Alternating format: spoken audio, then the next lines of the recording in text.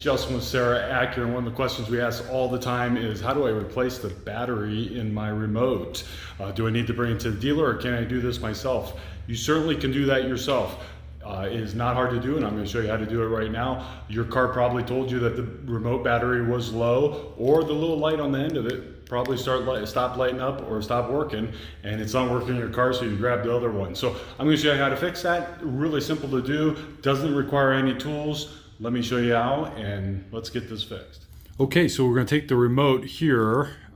This is driver 2 remote, doesn't really matter. Both remotes are the same. There's a little slide piece right in here. This little button slides, and that releases the key. Allows you to take that out of the end of the remote. You got to take that out to be able to do this.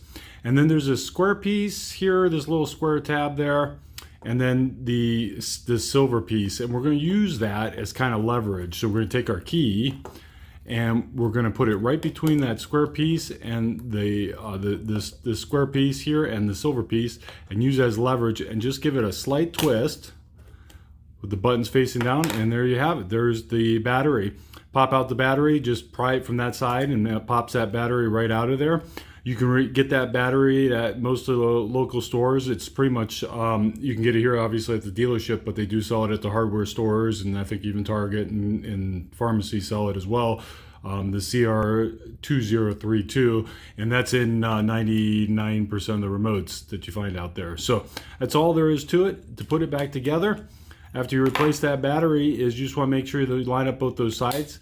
Give it a good click on both sides. You'll hear 2 snaps.